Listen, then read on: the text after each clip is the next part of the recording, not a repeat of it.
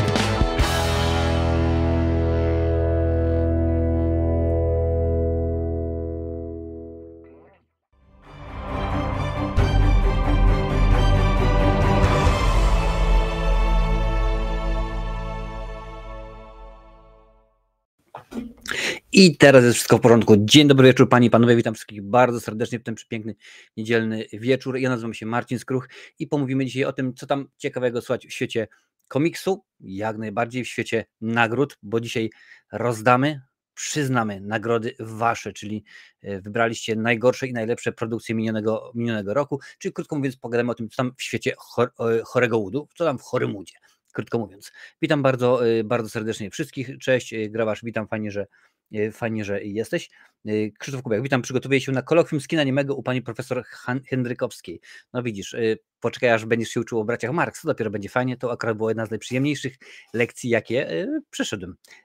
Dobry wieczór, Marcinie, witajcie panie, panowie, jak mija niedziela? Niedziela mija spokojnie, leniwo, luźno, jak to śpiewał kiedyś Krzysztof Dałkrzewicz, mają dziś obywatele leniwą niedzielę. My też mamy dzisiaj rzeczywiście leniwą niedzielę. Cześć Jurku, witam cię bardzo serdecznie i widzę, że Kasia do nas dołączyła też, witam bardzo, bardzo serdecznie. Słuchajcie, tematów dzisiaj u nas mnóstwo, bo oczywiście oprócz tego, że będą stałe rubryki typu Amazon poleca, typu moje nowe filmy, to pomówimy sobie również o komiksach troszeczkę, bo James Gunn ujawnił 2 kolejne projekty DC, więc o tym pomówimy sobie. Będzie o tym, że mamy nową Supergirl, Thunderbolts, sypie się obsada i będzie nowy wróg Spidermana, o tym sobie również pomówimy.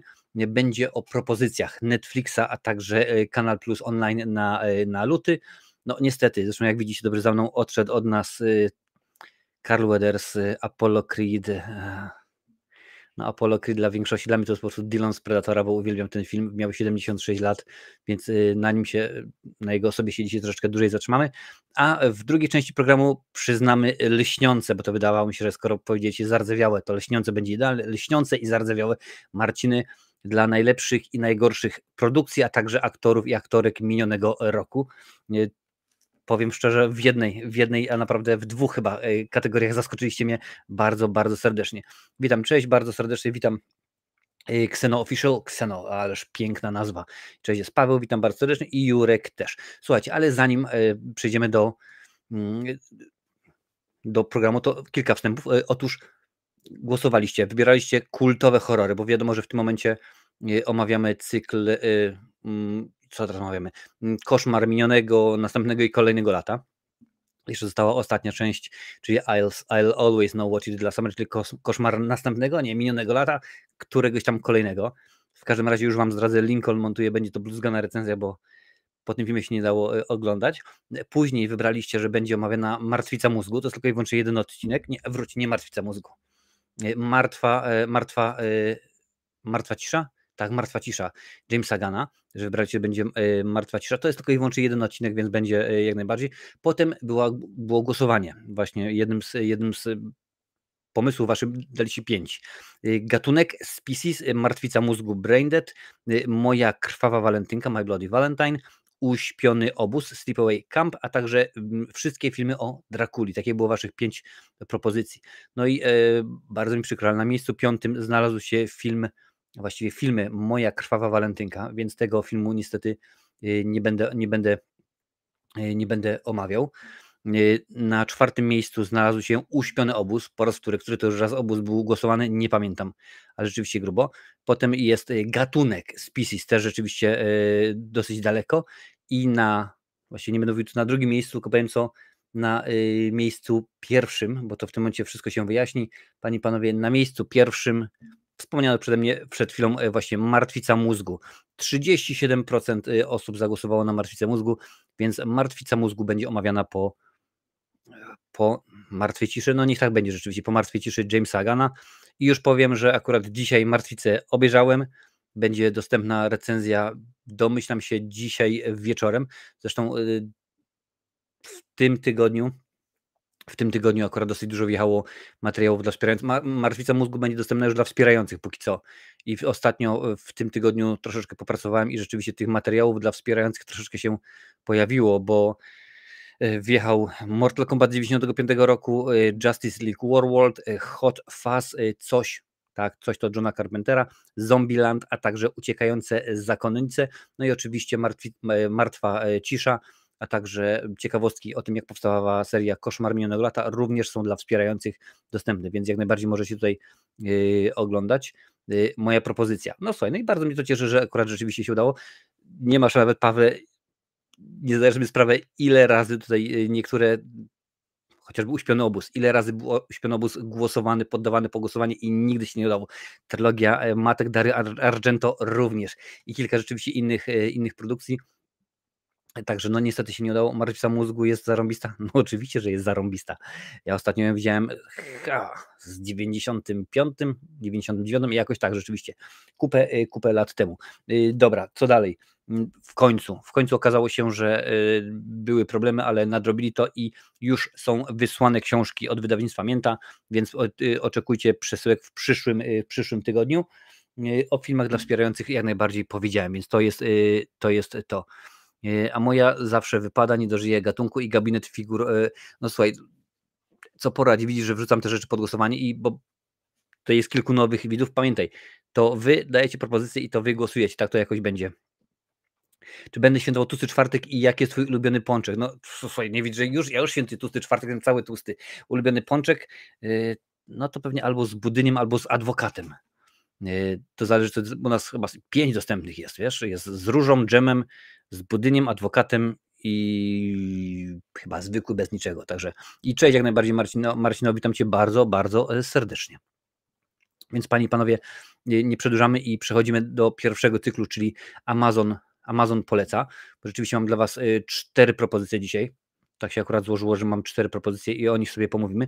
Pierwszy film, wszystkie te produkcje, które Wam dzisiaj chcę przedstawić, akurat są 3 trylogie i jeden film solowy, są to produkcje, które są dostępne z napisami, z polskim lektorem, z polskim dubbingiem, po prostu jest polska ścieżka, że tak powiem, dźwiękowa, więc pierwszy film, który Wam chciałem polecić, a właściwie pierwsza, no co tu dużo mówić, pierwsza trylogia, to, oj nie to miało być, proszę bardzo, ale już jestem, Park Jurajski, proszę bardzo. Linki do tych produktów macie oczywiście znalezione w opisie, ale w tym momencie wrzuciłem też na czat. Jest to Park Jurajski 1, 2 i Park Jurajski 3. Czyli rzeczywiście te 3 produkcje, wszystko to jest oczywiście 4K Ultra HD i można to nabyć za 233 zł 58 groszy. Także możecie śmigać. Ważna sprawa, bo to muszę oczywiście powiedzieć. Linki do Amazona są to tak zwane linki afiliacyjne albo reflinki. Krótko mówiąc, wy płacicie cenę, która tutaj jest pokazana na ekranie, a z racji tego, że kupiliście, Amazon mi odpali kilka, że tak powiem, groszy z tego tytułu. No i potem jak się zbiera, to mam elegancko dużo pieniądzów i kupuję sobie wyspę na Hawajach, albo raczej wyspa Wolin. Zobaczymy. Tak, no kiedyś w końcu omówię wasze te wszystkie propozycje, no bo kultowe horrory już trwają ile? 2 lata? Jakoś tak, więc na początku też się zastanawiam, kurczę, jak to będzie wszystko, przecież normalnie poza Freddym, Jasonem, Michaelem nie ma nic, a to się okazuje, że jest mnóstwo tych wszystkich propozycji, także spokojnie kiedyś dojdziemy i omówimy wszystkie. Pierwszy jest Park Jurajski, trylogia, drugie, panie i panowie, chłopaki z Ferajny, chłopcy z Ferajny, jak kto woli. W tym momencie również wrzucam link do tego filmu na czacie. Jest to wersja 4K Ultra HD również, więc można sobie spokojnie ogarnąć i jest to z polskimi napisami. 102 zł i 51 groszy, tyle kosztuje. No chyba, że macie ochotę na DVD za 40 zł albo na VHS-ie za 73 zł i 71 grosz. Także dosyć ciekawie. No i tutaj widzę, że proszę bardzo, że pokazuje mi, że są problemy z czatem, ale nie wydaje mi się, że miał problem z czatem. Wysłane, dobra, nieważne. Więc są chłopcy z Ferajny, to jest druga propozycja. Trzecia propozycja, którą mam dzisiaj dla was, to jest Mroczny Rycerz. Również trylogia i również w 4K UHD. Także możecie jak najbardziej sobie to ogarnąć. Proszę bardzo, czat wchodzi 180 zł za 3 filmy. No przyznać, że to akurat dosyć ciekawa propozycja. 181 zł 93 groszy, albo za 100 można kupić na DVD, więc to już zależy tylko i wyłącznie od was. Czy będę przedstawiać swoje nowe filmy, bo widzę, że z tyłu tak, są nabytki.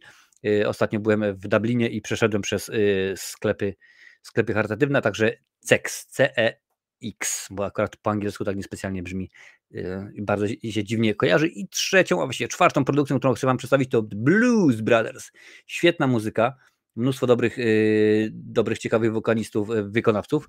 W ogóle wszystkie te produkcje, proszę bardzo, leci link, wszystkie te produkcje, które ja tutaj wrzucam, no to nie jest tak, że nie polecę wam, ja wam wszystkie akurat te mogę polecić spokojnie, bez problemu, bo to jest dobre kino. 45 zł za Blu-rayasa The Blues Brothers, dostępne sztuki 7 tylko i wyłącznie, więc też pamiętajcie, to akurat właśnie do tych widzów, którzy oglądają z odtworzenia, no, taka jest sytuacja, że akurat niektóre tych produktów są dostępne w ograniczonej liczbie, więc nie jest tak, że spokojnie, elegancko, no to ja sobie w marcu kupię. No niestety w marcu już nie może nie być tak dobrej ceny i ciekawej opcji. Drogo, ja tam wolę nagrywać nagrywać na telewizorze. No widzisz, no to już zależy jak kto woli.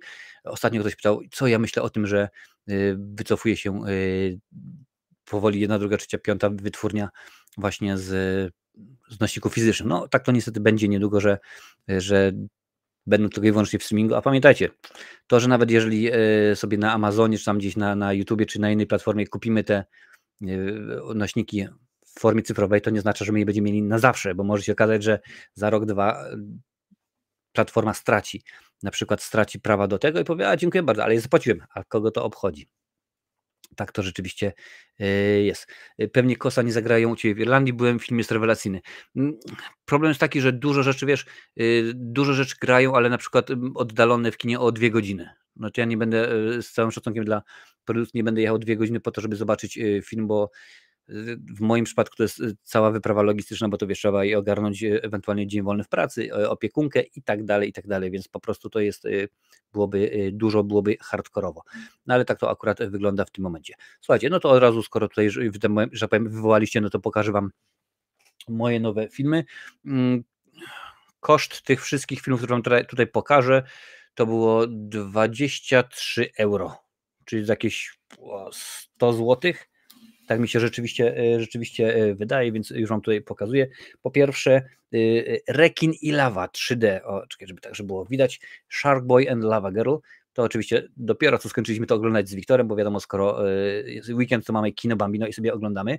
3D oczywiście jest to na DVD z okularami tymi czerwono-niebieskimi, zielono-niebieskimi. Dokładnie wiecie, z którymi okularami. To jest akurat ta wersja. Bo widzieliśmy ten film już wcześniej, ale nie w 3D. Dalej. Kolejny film, który sobie kupiłem na DVD. Cena zawrotna, bo bodajże 1 euro. 13 duchów. Między innymi Matthew Lillard w jednej z ról. A czekajcie, nie, z tej strony będzie widać. O, tutaj widać lepiej, to się nie odbija się światło. To jest akurat DVD, zwykłe wydanie, jedna płyta. Mam jeszcze jakieś DVD? Jeszcze są DVD? Zrobię najpierw, żeby one właśnie, żeby one zeszły, a potem przejdziemy do Blu-rayasów, bo też mam kilka Blu-rayasów. Spider-Man Far From Home, czyli to jest ten z Mysterio, czyli Jake'em Gyllenhaalem, to jest na DVD, zwykła jednopłytowa kolekcja. Mistrz promocji? Nie, no wiesz, trzeba jakoś zarabiać. Dalej, kolejny film na DVD to jest Godzilla, Król Potworów, Godzilla King of Monsters. Akurat też się udało, że było. Ja wiem, że to akurat jest taka produkcja, że to raczej trzeba obejrzeć na Blu-rayasie, no ale niestety nie było. I przedostatni film na DVD i tutaj was pewnie zaskoczę, aczkolwiek Krzysztof Kubiak, który tutaj studiuje filmoznawstwo, może mu się to spodobać. Doktor Żywago, panie i panowie. Wersja, jak widzicie, dwupłytowa, taka bardzo w miarę interesująca, powiedzmy. No, dość powiedzieć, tutaj wiadomo, ten gentleman. Na okładce to jest Omar Sharif. No i ostatnia płyta na DVD, ostatni film na DVD, jaki sobie kupiłem, to jest Let the Right One In. Świetny horror, ale to jest wersja oryginalna, to jest skandynawska, to nie jest ten amerykańska wersja, tak zwany remake, tylko to jest Let the Right One In. Świetny, naprawdę świetny. Mam nadzieję, że mi się nie pomyliło i to nie jest ta właśnie amerykańska. Ale to jest tyle, jeżeli chodzi o DVD. Teraz będą tylko i wyłącznie Blu-rayasy. No co wam będę dużo ściemniał, chyba nie trzeba nikomu tłumaczyć. Lego Ninjago Movie. Oczywiście, że tak. Widzieliśmy w kinie, mamy na DVD, a teraz mamy już na Blu-rayasie. Dalej. Ten film, nie jest to wybitne kino, ale wziąłem, bo akurat kosztował 1 euro. Czemuż by nie? The Watch. Podrzućcie, jaki jest tytuł polski. Straż Sąsiedzka, chyba jakoś tak. Tutaj widzę, że jest Ben Stiller, jest Vin Vaughn, Jonah Hill, także no, obsada wyśmienita. Film, okej, taki, że spokojnie może być. Dalej, na Blu-rayasie Spider-Man Homecoming. Homecoming to jest ten z Michaelem Keatonem w roli Sokoła, w roli Vulture'a, nie, Sempa. Rzeczywiście jest na Blu-rayasie zwykłe, płytowe, proszę bardzo, wydanie, aczkolwiek dosyć fajna grafika. Wiem, że tu jest niby napisane Blu-ray and Digital Download, ale akurat się w Digital Download i tak dalej, zapisywanie się do platformy streamingowej nie bawię. I Watch podrzuca grabarz brodaty. I słuchajcie, i na koniec rzecz, z której jestem bardzo zadowolony, ponieważ kiedy widziałem po raz pierwszy, to jest serial, zaraz wam pokażę jaki, to jest serial i kiedy właśnie wyszedł, no to tak mówię, a to obejrzę, przyszedłem po pracy, a to obejrzę jeden odcinek, siadam z herbatką, mówię, obejrzę. To jeszcze drugi odcinek, nagle mówię, a dobra, to jeszcze tylko jeden odcinek, patrzę, to ostatni odcinek, 8 rano. Mowa oczywiście o serialu, który mnie bardzo wciągnął i się zakochałem, Terminator, Kroniki Sarah Connor. Obydwa sezony, bo są tylko i wyłącznie 2, niestety, więc kupiłem sobie i to był najdroższy zakup, oczywiście tutaj widzicie Lina Headey jako Sarah, Summer Glau jako robot i ten koleś jako John, nie pamiętam jak miał na imię, jak się nazywał, w każdym razie tutaj jest również oczywiście takie wydanie, tutaj już jest 5 płyt, to było z tego wszystkiego najdroższe, bo za te dwie pozycje zapłaciłem 13 euro w sumie. Także rzeczywiście to były najdroższe pozycje, jakie miałem dzisiaj. Także to wyglądało. Już tutaj patrzę, co piszecie. Jurek, próbowałem kiedyś przejść Doktor Żywago, nie dałem rady, ale film zbyt długi albo w ogóle nie wciąga. No to podziel sobie go na 2, na 3 części. Wiesz, jak nie daję radę. Marcin, 2 pytania. Pierwsze, jak oceniasz i czy się tobie podoba zwiastun nowego Wekidaiło? Wygląda spoko i liczę, że się uda. Drugie, czy czekasz na nową wersję Shoguna? Zwiastun mega spoko. Jeżeli chodzi o Wekidaiło, jak najbardziej czekam. Nie podoba mi się, że występuje tam Conor McGregor, bo ja typa, mogę tak powiedzieć, albo faceta po prostu nie lubię, nie trawię. Zresztą w Irlandii on jest traktowany jako wierzchowy głupek i nawet kiedyś gadałem z Jurasem na ten temat, tak, z tym Jurasem i on mówi, zero zdziwienia, bo dokładnie wie kto to jest. Czekam, bo to przynajmniej tyle, że Conor dostaje w ryj. podoba mi się, że jest dużo smaczków. Nawet na tym plakacie, zresztą, który wrzucałem, jest tam 3 zasady, zawsze bądź miły i tak dalej. Idzie Dalton, powiedzmy, idzie do pani lekarki, czy wygrywasz walkę? Nikt nigdy nie wygrywa walki i tak dalej, i tak dalej. Mnóstwo takich smaczków. Sprawdzałem na IMDb, nie ma ciekawostkach informacji, czy pojawiają się jacyś aktorzy, którzy rzeczywiście no, jeszcze żyją. No wiadomo, że Bena Gadzary już nie ma, Patryka Swayze również, ale sam Elliot czy tam Kelly Lynch mogliby się spokojnie pojawić. Mam nadzieję. Jestem bardzo podekscytowany. Oczywiście recenzja będzie, aczkolwiek z racji właśnie tego filmu przygotowuję coś ciekawego, coś specjalnego i czekam nową wersję Shoguna. Wiesz co, z Shogunem mam taki problem, bo oczywiście ja pamiętam serial z Richardem Chamberlainem sprzed wielu, wielu lat, no i on ma w serduszku takie, wiesz, specjalne miejsce, ale ostatnio postanowiłem również obejrzeć Mortal Kombat z 95 roku. Zresztą recenzja jest na kanale, jak mówiłem wcześniej, dla wspierających, a Lanca sobie możesz obejrzeć, bo również jesteś na grupie skruchowiskowi, więc tam pewnie będą wrzucone po dzisiejszym odcinku te wszystkie recenzje, a jest ich chyba 6 czy 7 nowych.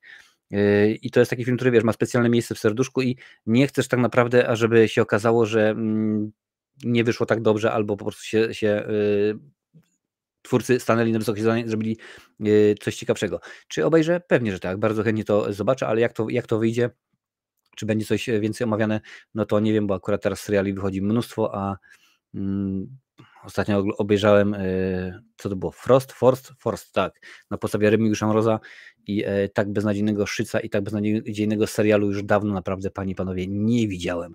No ale tak to rzeczywiście jakiś było, a tutaj jest jeszcze napisane, że Paweł był wczoraj na Argyle i nie jest zły, takie 6/10, no czyli 6/10, czyli najmniejszy wyrok, no proszę bardzo. Godzilla King of Monster, pamiętam jak w Empiku w 2020 kupiłem za 15 ziko, no widzisz, to jest tak, że akurat ja zamknęli mi w mieście, miałem 5 sklepów charytatywnych, z czego naprawdę 3 miały płyty DVD i Blu-raya z czasami, zamknęli mi 2 i to akurat były te 2, które miały najlepsze i w ogóle miały filmy, a teraz to po prostu jest delikatnie mówiąc lipa. No dobra, ale przechodzimy dalej. Panie i panowie, nie czekamy. Zaczniemy od komiksów, kilka słów o komiksach, bo rzeczywiście troszeczkę się dzieje. Ja tutaj muszę wyłączyć, tutaj włączyć i wam pokazać. Proszę bardzo. James Gunn ujawnił, że 2 kolejne projekty DC ruszą w tym roku z produkcją, podaje nam CBR. I słuchajcie, praca na planie widowiska Superman Legacy ma rozpocząć się już niedługo. Tymczasem James Gunn ujawnił, że jeszcze w tym roku ma ruszyć produkcja 2 kolejnych projektów z nowego uniwersum DC. A jakie produkcje chodzi? Już wam tutaj mówię. Rok temu Peter Safran i ja przedstawiliśmy nasz nowy plan DC. Dziękuję wszystkim za wsparcie, które otrzymaliśmy, napisał James Gunn na Instagramie. A dziś Superman Legacy rusza niedługo z produkcją. Odcinki Creature Commandos są kończone i zadebiutują jeszcze w tym roku. Co najmniej 2 inne projekty przygotowują się do startu w ciągu najbliższych kilku miesięcy. Spływają niesamowite scenariusze, niezwykle utalentowani ludzie dołączają do nowych projektów zaplanowanych i niezaplanowanych. Thank you very much. Wpis został opatrzony rysunkiem Supermana autorstwa Franka Quitely, artysty, który pracował przy All Star Superman Comics, był jedną z inspiracji dla Gunna przy pisaniu Superman Legacy. Oczywiście muszę tutaj zapauzować tych, żeby mi się nie wyświetlali. A co mają się wyświetlać? O jakie 2 projekty może chodzić? Biorąc pod uwagę, że Millie Alcock dostała właśnie rolę Supergirl, jeden z nich jest najprawdopodobniej Supergirl Woman of Tomorrow i o tym będzie zaraz kilka słów powiem. Drugim ze wspomnianych projektów może być serial Waller z Violą Davis, tak zwany spin-off Peacemakera. Viola Davis to jest ta wredna baba, która się pojawia niemalże we wszystkim, jeżeli chodzi o DC, no przynajmniej to do tej pory widzieliśmy. Początkowo Gunn zapowiadał przecież, że projekt ma zadebiutować jeszcze przed premierą Superman Legacy. Jego showrunner, dobra, to nie ma rzeczywiście istotne. A co wiemy o Superman Legacy? Rzeczywiście wiemy bardzo dużo. Tutaj mówiłem o Supergirl, znamy właśnie odtwórczynię, no i została nią aktorka Millie Alcock, proszę bardzo, to jest dla tych wszystkich, którzy jeszcze jej nie znali. Czy możemy powiększyć? Możemy powiększyć, proszę bardzo, tak wygląda. Dajcie znać, co myślicie na temat Supergirl. Film Supergirl Woman of Tomorrow będzie samodzielną historią bazującą na niedawnej serii komiksowej autorstwa Toma Kinga i Bilquis Evely. Zaproponowała ona kompletną reinterpretację postaci Kary Zor-El. Tak mówi o projekcie Gunn.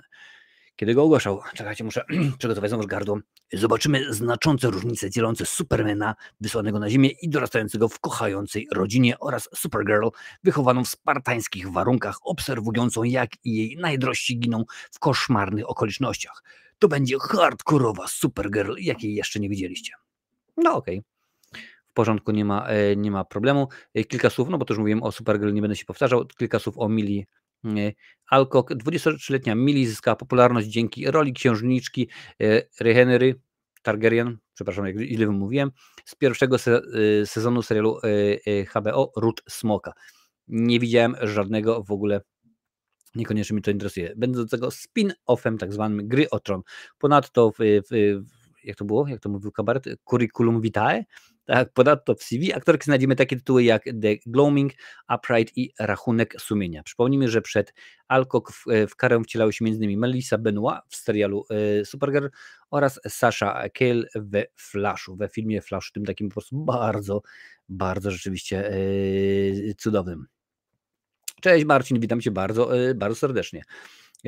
Czy oglądałem Mortala z 21? Jak najbardziej oglądałem Mortala i powiem Ci już, brodaty grabarzu, że ten Mortal też również gdzieś tutaj wisi sobie, czekaj, nawet sprawdzę gdzie. W każdym razie jest omówiony, jest zrobiony i również wspierający mają możliwość obejrzenia tego jakże ciekawego dzieła. Proszę bardzo, tutaj jest. Dlaczego Mortal Kombat to film nie tylko dla fanów? Jest tutaj już od października sobie, że tak powiem, wisi, więc jak najbardziej film widziałem i powiem więcej, skończono kręcić w tym momencie drugą część tegoż filmu, a w rolę Johnny'ego Cage'a wcielił się Karl Urban. O tak, ona z Rodu Smoka, widziałem, że skądś ją kojarzę. No widzisz, akurat ja Rodu Smoka nie widziałem, bo dobrze wiecie, że z serialami jestem na bakier, ale lecimy dalej, bo tych komiksów troszeczkę jest. Thunderbolts, Oyo Edebiri opuszcza film. Producenci znaleźli zastępstwo, podaje nam Deadline. Dzieje się źle w tym serialu Thunderbolts, w tym filmie Thunderbolts, tam po prostu co chwilę ktoś się zawija. Znana z serialu The Bear, Ayo opuściła obsadę marvelowskiego widowiska Thunderbolts. Jej miejsce zajęła Geraldine Wisłon-Han, znana z Cudotwórców i Strażników Cnoty.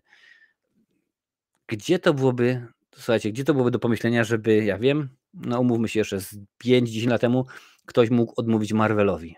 A teraz to jest nagminne, to ja tego już nie rozumiem. Czy oni aż tak bardzo, że tak powiem, stracili na jakości? Na razie nie wiadomo, w jaką postać ma wcielić się Edebiri. Aktorka zrezygnowała ponoć z projektu z powodu konfliktu terminów. Przypomnijmy, że kilka tygodni temu z tej samej przyczyny z obsady filmu odszedł również Steven Yeun. Jego z kolei ma ponoć zastąpić Louis Pullman.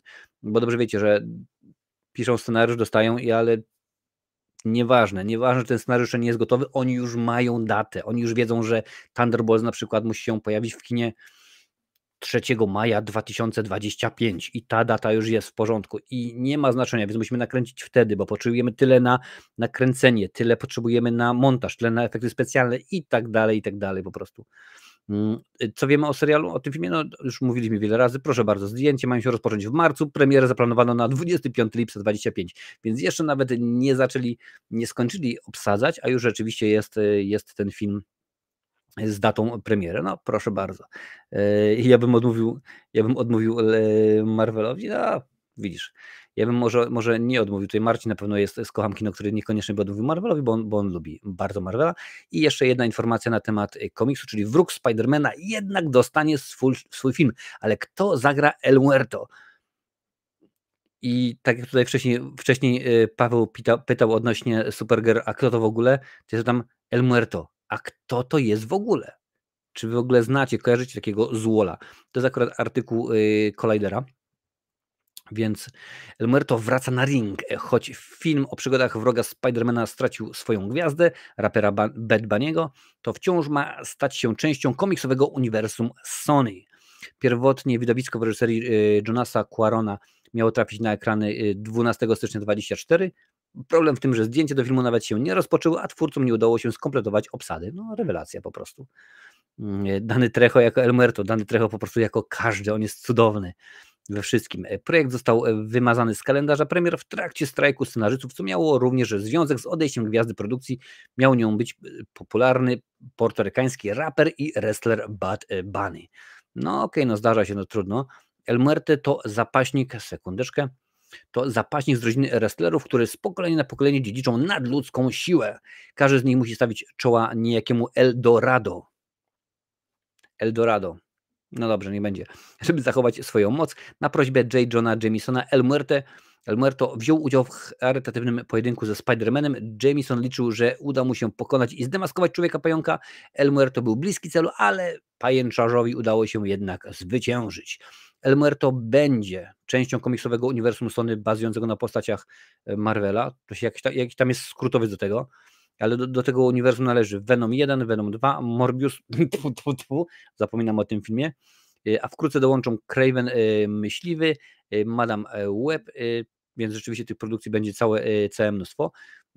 To jest akurat jedna z tych informacji na temat komiksu, która mnie totalnie niespecjalnie rusza. No niech sobie rzeczywiście będzie, niech się pojawia, ale akurat El Muerto, no wiadomo, że El Muerto po hiszpańsku, jeżeli mnie pamięć nie myli, to jest śmierć, więc tutaj mi się wydaje, że niekoniecznie. A kiedy polskie The Marvels, Kapitan Żbik, Kajko i Kokosz, Koziołek, Matołek ratują świat? No widzisz, no pewnie sobie troszeczkę poczekamy. Na Netflixie chyba jest dostępny Kajko i Kokosz? Tak mi się wydaje, że na Netflixie jest animacja, więc i pamiętam, że oglądaliśmy z Wiktorem i wyglądało to całkiem sensowno. Jeżeli chodzi o Machete, tutaj cały czas rzeczywiście wszystko stoi, aż nawet sprawdzę, czy na teraz jest jakaś informacja, ale jest on nam niby gdzieś zapowiedziany cały czas ten Macheta w kosmosie. No wiadomo, że dwójka skończyła się tak, że Mel Gibson sobie, właściwie Zwoll grany przez Mela Gibsona gdzieś tam poleciał i w tym momencie nic się nie dzieje. Słuchajcie, Danny Trejo ma 31 filmów zapowiedzianych, aż sprawdzę, przebije się, czy cokolwiek tutaj wiadomo. Ja cię kręcę, no aż wam pokażę. Proszę bardzo. Ciach, pokazuje się. O, i jest Marcinek, dobra. Niektóre są w preprodukcji, inne są już w produkcji, a inne są kręcone. Preprodukcja, czyli zbieramy ekipę, film, że tak powiem, lokalizację i tak dalej, scenariusz, a jak już jest w produkcji, znaczy, że już się kręci. Once the Luckiest Man, Peter Pan, czyli Piotruś Pan, War Brothers of Justice, Path of Redemption, tak patrzeć, cokolwiek jest takiego, co byśmy mogli kojarzyć. The Wrecker, RZR, to chyba kojarzy, to już postprodukcja jest, oto serial. Team Traverse and Team Traverse Paradox, Machete Killed in Space. Teoretycznie jest i jest w preprodukcji. Voss flees the outer space after attempting to start nuclear war on Earth. There is only man who can prevent. Okej, no czyli Voss, czyli Mel Gibson ucieka w kosmos po tym, jak próbował na Ziemi rozpętać wojnę nuklearną, a może powstrzymać go tylko jedna osoba, której prezydent wierzy i że może zniszczyć Wozza. Jest nim Machete. Więc zobaczymy, jak to będzie. No nic nie ma żadnych dat, nie ma żadnych więcej szczegółów, poza tym, że Danny Trejo i Robert Rodriguez jest podłączony, nawet nie ma Mela Gibsona. This will be the 8th time, 8 raz, kiedy zagra Machete. No tak, rzeczywiście zgadza się, bo on już kilka razy był. No ale na razie, jak widzicie, nie ma nic specjalnie, żadnych więcej informacji. Cześć Jason, witam Cię bardzo serdecznie.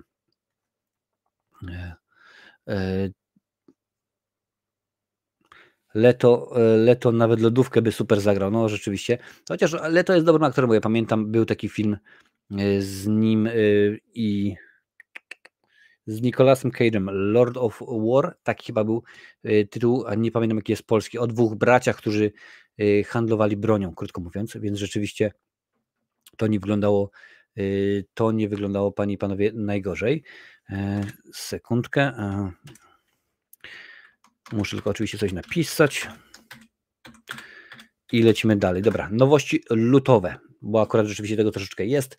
Nie będę omawiał wszystkich, bo to nie ma potrzeby, ale tylko najciekawsze od Netflixa na początek. Luty 24. Co można zobaczyć na Netflixie? Niektóre produkcje są oczywiście nowe, a inne są na licencji, więc to różnie brzmi. Orion i Ciemność. Animacja będzie na Netflixie już, a właściwie jest już od 2 lutego dostępna. Co tam mamy dalej? Taki ciekaw, tylko propozycje będę omawiał. Ostatniej nocy w Soho, Last Night in Soho, film z 2021 roku. No to chyba studentka mody przynosi się w snach do lat 60., gdzie poznaje olśniewającą piosenkarkę. Jednak wkrótce to niezwykłe, wyśnione życie zaczyna się rozpalać na kawałki, więc tu jest ten. Diabeł ubiera się u Prady. No to chyba nie trzeba nikomu tego filmu i genialnej Meryl Streep w nim przedstawiać. Jeden dzień. To jest melodramat, więc może być ciekawe. Love Stoker Killer, czyli dokumentalny, tak zwany true crime. Co mamy dalej? Patrzę, takie rzeczywiście ciekawe, interesujące rzeczy. Jeżeli coś by tutaj akurat wbiło i zwróci Waszą uwagę, to mówcie. Co to może być? Awatar, ostatni władca wiatru. To jest film, czy to jest serial? To chyba będzie serial. Tak, serial. Od 22 lutego można będzie obejrzeć. Mea culpa. Dramat kryminalny z Kelly Rowland. Okej. Kelly Rowland chyba niespecjalnie jest wielką aktorką, no ale niech będzie. Royst. Wszystkie odcinki, wszystkie sezony właściwie powinien powiedzieć serialu i to jest tyle, jeżeli chodzi o Netflix, o najciekawsze propozycje, jakie mamy od Netflixa na luty 2024. Będzie jeszcze specjalnie Pan Życia i Śmierci. Dziękuję bardzo. Lord of War z Nicolasem Cage'em z Leto to był właśnie Pan Życia i Śmierci. Tak, bardzo, bardzo ciekawy film, widziałem zresztą w kinie. Będzie jeszcze odcinek, kiedy opowiem o najciekawszych propozycjach Netflixa na nadchodzący rok, właśnie na ten rok, więc o tym sobie pomówimy. A teraz, panie i panowie, Kanal Plus Online, co oni nam ciekawego proponują. Od nich mamy takie rzeczy, jak już tutaj patrzymy, pauza, proszę bardzo, pauza. Kiedy ślub, czyli nowy serial, 2 pierwsze odcinki 9 lutego. Noe, Noc, w której obudzi się Laurier. Okej, też kolejny serial. Ultimatum, czyli nowy film z Liamem Neesonem. Jak się można domyśleć, oczywiście, jeśli tak jak my bierzecie w ciemno wszystko, w czym gra Liam Neeson, do tego filmu też nie trzeba będzie Was zachęcać. W Ultimatum Neeson ponownie wciela się w nasz ulubiony typ postaci, łącząc niezbędną brutalność i nieugiętość w obliczu zagrożenia z ciepłem i oddaniem wobec najbliższych. No wiadomo, czyli zabili go i uciekł. 3000 lat tęsknoty, 3000 Years of Longing. Również to jest film od George'a Millera, panie i panowie. To jest ten facet, jak tutaj widzicie, między innymi od Mad Maxa, Furiozy, ale też od Babe, Świnki z klasą. Więc można obejrzeć. 14 lutego będzie Bezmiar. Domyślam się, że to akurat będzie, skoro walentynki, to pewnie będzie jakiś film romantyczny, komedia. 20 lutego, 8 lutego Pamfir, film ukraińskiego reżysera. I jeszcze Bo się boi, Bo is afraid, z Joaquinem Phoenixem, którego za rolę do Napoleona, przypomnę, nominowaliście do najgorszej, do nagrody zardzewiałego Marcina. To 21 lutego i to tyle, jeżeli chodzi o nowości lutowe. Póki co, no chyba biednie można byłoby rzeczywiście rzec, bo akurat jakoś tak niekoniecznie jest. Już tutaj patrzę, co piszecie. Norbi Best. Widziałem, jak kręcili Terminatora Dark Fate i zauważyłem, że oprócz green screenów aktorzy mieli zielone plamy na twarzach, żeby później wklejać tam obrażenia. Nie to, co kiedyś, charakteryzacja, tylko AI. To jeszcze nie jest AI, to chodzi o to, że oni są skanowani i to jest rzeczywiście robione, no to jest tak zwane CGI, czyli Computer Generated Images, komputerowo generowane efekty i no tak, przy pierwszym Terminatorze, oglądałem go po raz wtóry nie tak dawno, no to rzeczywiście była charakteryzacja praktyczna, bo to rzeczywiście był Arnold zawsze, albo po prostu jak już nie było Arnolda, to był manekin, a teraz to wystarczy w komputerze, ciach, pach, dziękuję bardzo i nie ma problemu. A na Disneyu jeszcze będzie Shogun, oczywiście, że tak. Słuchajcie, panie i panowie, no przychodzi taki czas, jak mówiłem wcześniej, PESEL-u nie da się oszukać, mimo że w bardzo wielu, bo akurat jak ja na temat kręcę shorty też 3 razy w tygodniu kręcę shorty i to są różnego rodzaju informacje. Czasami jest informacja o tym, że skończono kręcić jakiś film na przykład, albo że wychodzi nowy film zapowiedziany, a czasami jest właśnie, że ktoś zmarł, tak jak Carl Weathers w tym przypadku, no i bardzo często ten tekst PESEL-u nie oszukasz, ma się jak pięść do nosa, ale to już utarło się, że kiedy to jest wypowiadane ta fraza, no to mówimy o tym, że ktoś odszedł od nas bardzo ważny, bo Carl Weathers, o nim właśnie chciałem powiedzieć, miał zaledwie 76 lat, bo to nie jest jakiś bardzo zaawansowany wiek. Ponoć według Variety odszedł we śnie, bez problemów, bez jakichś chorób, bez zdrowotnych problemów. No ale niestety Carl Weathers odszedł, pamiętny Apollo Creed z cyklu Rocky, miał 76 lat, to jest akurat artykuł Deadline. Nie żyje Carl Weathers, pamiętny Apollo Creed z serii Rocky, pułkownik Al Dillon z Predatora, a ostatnio Griff Karga z serialu The Mandalorian. Miał 76 lat. Smutną informację przekazała medium rodzina. Tutaj przy okazji Karla troszkę chciałem się dłużej zatrzymać, bo to jest jeden z bohaterów mojej młodości, bo no jest tutaj kilka wyjazdów, jest widzę między innymi Lancel, jest Grabarz, to są panowie, którzy są w podobnym wieku i ja, jeżeli chodzi o Carla Weathersa, no wiadomo, Predator, Rocky, ale ja najbardziej go kojarzę z takiego filmu, właściwie z 2 filmów, bo to było tylko i wyłącznie jego, pod tytułem Action Jackson.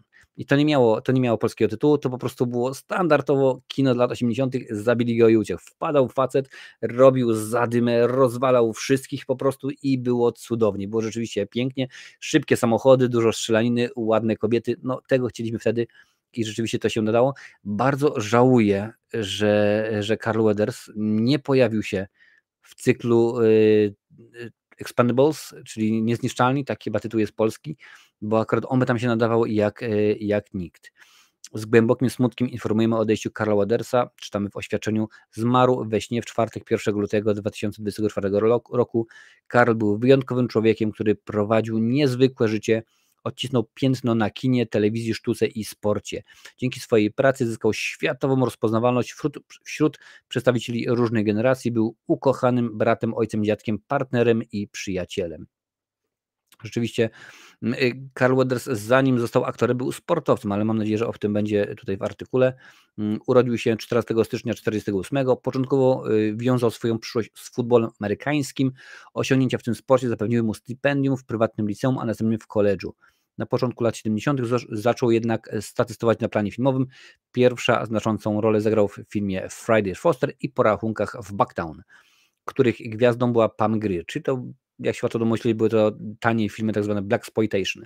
Mogliśmy zobaczyć go też w jednym z odcinków popularnego serialu Kung Fu z Davidem Carradinem. Nie jestem wielkim fanem Carradina, ale trzeba docenić, że kilku aktorów się wychowało na tym serialu. Sympatii fanów na całym świecie przyniosła Carlowi Weathersowi rola Apollo Creeda, czyli przeciwnika i przyjaciela Rockiego Balboa oraz pułkownika Dillona. On tak naprawdę nie był pierwszym wyborem, on nie dostał roli do Rockiego, ale kiedy poszedł na przesłuchanie właśnie do tego filmu, czyli teraz byśmy powiedzieli casting, no to zagrał swoją rolę i po wszystkim skrytykował, twarzą w twarz, skrytykował Sylwestra Stallone, mówiąc: stary, jesteś beznadziejnym aktorem, w ogóle nie umiesz grać, do niczego się nie nadajesz, nie powinieneś w ogóle w tym filmie wziąć udziału, napisałeś scenariusz, dobra, super, ale aktorstwo zostaw aktorom, ty się nie nadajesz. No i po czymś takim Stallone stwierdził: on jest idealny, on jest po prostu świetny do tej roli, to jest właśnie Apollo Creed. Oraz pułkownika Ala Dillona z Predatora Johna McTiernana. Na uwagę zasługują również jego występy w takich filmach jak Bliskie spotkanie trzeciego stopnia, Komandosi z Navarony, Śmiertelne polowanie, Szalony Jackson, czyli jednak był polski tytuł, Szalony Jackson, Action Jackson, a także Farciarz Gilmour. To jest akurat ta komedia z Adamem Sandlerem o golfie. It's all in the hips, gdzie tam akurat ma sztuczną rękę, bo mu aligator zjadł, czy coś takiego. Carl Weathers chętnie występował w produkcjach telewizyjnych. Mogliśmy go zobaczyć m.in. w serialu Street Justice, Gorączka Nocy, Brothers, Colony, Chicago Justice. Gościnnie pojawiał się również m.in. w Starskim i Haczu, Ostrym Dyżurze, czy Chicago Fire i Chicago PD. Jego filmografię zamyka The Mandalorian, w którym wcielał się w postać Grafa Kargi. No i rzeczywiście to jest facet, to była postać większa niż życie, bo no nie będę nikogo czarował, akurat o Predatorze to czytałem, oglądałem, przerobiłem wszystko, co tylko się dało. No i te ich treningi codziennie o 3 rano, żeby pokazać, który ma większe muskuły, czy on, czy Arnold, czy Sonny Landham, a może rzeczywiście Bill Duke, czy Jesse Ventura, to wszystko trenowanie, to macho, ale to był rzeczywiście zawsze otwarty człowiek. I ja wiem, że o zmarłych się mówi albo dobrze, albo wcale. I dla mnie to jest głupia zasada, bo ja mówię, że o zmarłych się mówi prawdę albo wcale. Więc jeżeli kiedyś usłyszycie, że ktoś zmarł i mi się i go nie lubiłem, to akurat ja taki jestem, ale Carl Weathers zawsze wydawał się być rzeczywiście profesjonalistą. Obejrzałem filmiki, które nagrali Dolph Lundgren, Arnold Schwarzenegger czy Sylvester Stallone, które opublikowali czy na Instagramie, czy na Twitterze i zawsze wypowiadali się o nim dobrze. No ja wiem, że to może być takie, proszę bardzo, Hollywood i w ogóle, no ale tak jakoś to będzie. Proszę bardzo, że patrzę, co piszecie. Mi zawsze szkoda było tego aktora, co z Ladikowem grał w amerykańskim Ninja. Podobny do niego swoją drogę zapomniałem, jak miał on szybko zmarł, z tego co kojarzę. Tak, rzeczywiście, nawet nagrywając recenzję Mortal Kombat pierwszego, on tam miał się pojawić. David James chyba się nazywał, ale teraz mogłem przeinaczyć. Proszę bardzo, Marcin, mam 50 lat, też pamiętam. No to rzeczywiście bardzo mnie to cieszy. Nawet gdyby zagrał w Niezniszczalnych 4, to i tak by nie uratował tego gniota. Nie, Niezniszczalni 4 po prostu byli nieuratowalni. To jest takie dno, że zresztą jeżeli chcecie, to na kanale jest lista filmów nominowanych do Złotej Maliny 24, tam akurat te wszystkie filmy są omawiane, więc możecie zobaczyć, czy Skruch miał rację i mówiąc, że dany film się nie nadaje, czy rzeczywiście jest tam produkcja, którą ja mówię, że jest świetna, a dostała nominację. Duże dzieci i jeden, jeszcze większe dzieci też Sandlera bardzo zabawne były. Zgadza się. A tutaj jeszcze Lancer pisze, że Farciarz Gilmore akurat bardzo lubię jako komedię, jako jedna z nielicznych Sandlera. No, jako jedna z nielicznych Sandlera rzeczywiście da się obejrzeć, bo to rzeczywiście jest dobrze. Tutaj widzę, że jest, wysyłacie wszyscy wyrazy szacunku, uznania. Ja pamiętam, tylko teraz musicie mi przypomnieć, bo nie pamiętam, jaki to był teledysk. To chyba nie było Librarian Girl, to jest teledysk Michaela Jacksona, gdzie tam właśnie akcja się dzieje na planie zdjęciowym, no i na tym planie właśnie pojawia się Carl Weathers, a także Whoopi Goldberg, no i jest zapisana ich rozmowa, jak tam mówią, bo wtedy właśnie on miał zrobiony film Action Jackson, Szalony Jackson, a Whoopi Goldberg miała taki inny film sensacyjny, potem Jumping Jack Flash, no i tam rozmawiają o tym, że powinniśmy zrobić kontynuację, która będzie połączeniem. Możemy zrobić Jumping Action Jackson Jumping Flash, czy coś takiego. Więc rzeczywiście było to dosyć zabawnie. No widać, że postać, osoba lubiana, osoba rzeczywiście kochana przez wielu. Będzie nam go szkoda, a najsmutniejsze w tym wszystkim jest to, że panie i panowie, 76 lat, no to już jest, on był młodszy niż Arnold, młodszy niż Sylvester Stallone czy Kurt Russell, więc te osoby będą teraz odchodziły i coraz więcej tych naszych tuzów aktorstwa, już nie wspomnę oczywiście o Jacku Nicholsonie czy Hopkinsie, będą coraz częściej rzeczywiście od nas odchodziły. To właśnie o Librarian Girl mówisz, bo tam akcja działa się na planie filmowym. Jurek pisze. No więc rzeczywiście akurat udało mi się wstrzelić. Myślałem, że mi się może coś pomyliło. Tam jeszcze jest Weird Al Jankowicz, Steven Spielberg i wiele, wiele innych osób, a na końcu Michael mówi Jackson, że to już jest, mamy to wszystko nakręcone. Więc panie i panowie, dajcie serduszko dla Karla. Co prawda herbatką, ale twoje zdrowie. Przypomnę tylko, że dzisiaj gadamy o tym, co tam się wydarzyło w Horymudzie w ciągu minionego tygodnia. Jesteśmy na YouTubie, Facebooku, Twitchu, a także na platformie X, Twitter. Słuchajcie, tutaj widzę, że Marcin podrzuca, że Złote Maliny w zeszłym tygodniu nie widzieliśmy, bo akurat mnie rozłożyło, więc chyba będzie dobrym, wydaje mi się, pomysłem, ażeby pomówić o nominacjach do Złotych Malin, a także nominacjach do Oscarów, tym bardziej, że za chwilę przyznamy nasze, przyznaliście już nagrody, teraz je tylko i wyłącznie odczytam, więc jakoś tak to będzie, tylko jak to, dobra, Złote Maliny 2024. Będziecie oczywiście mogli sobie skomentować, napisać, co na ten temat myślicie. Więc zaczniemy od Złotych Malin. Lista nominowanych do Złotych Malin 24. Oczywiście, jak widzicie, ten gniot, o którym wspomnieliście wcześniej, jest tutaj pokazany. Lecimy, słuchajcie, nie będziemy się na razie zatrzymywać, zaczniemy od najgorszego filmu. Egzorcysta Wyznawca, nadal nie widziałem, a muszę. Niezniszczalni 4, Meg 2, Głębia, Shazam, Gniew Bogów, Puchatek, Krew i Miód. Jeżeli chodzi o te filmy, widziałem wszystkie oprócz Egzorcysty. Nie wydaje mi się, żeby Shazam, Gniew Bogów było aż tak złym filmem. To nie jest dobry film, to się zgodzę, że to jest rzeczywiście słabe kino, ale to nie jest, wydaje mi się, aż tak zły film, żeby go tutaj nominować. No ale słuchajcie, 2, może 3 lata temu Glenn Close była nominowana za rolę w filmie Elegia dla Bidoków do Oscara i do Maliny, więc to jest tym różnie. Lecimy dalej. Najgorszy aktor.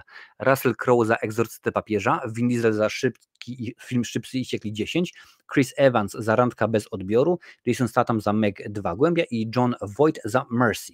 Nie widziałem Randkę bez odbioru. Jaki jest w ogóle oryginalny tytuł anglojęzyczny? Może będę w tytuł?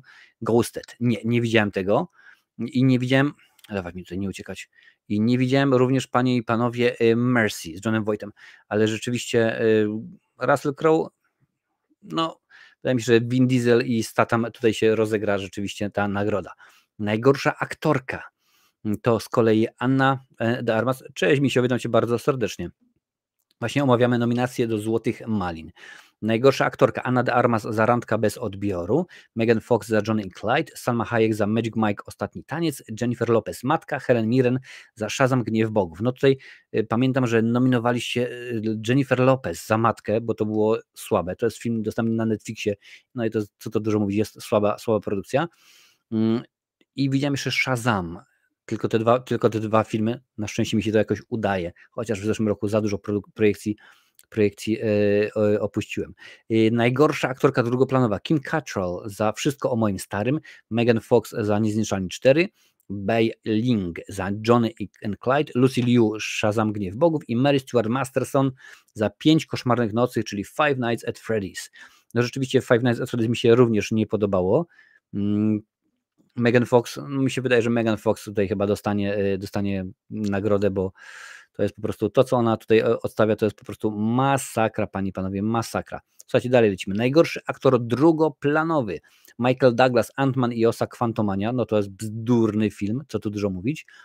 Mel Gibson za Tajny Informator, Bill Murray, Ant-Man i Osa Quantumania, Franco Nero za Egzorcystę Papieża i Sylvester Stallone Niezniszczalni 4. No widziałem wszystko oprócz Tajnego Informatora z Gibsonem.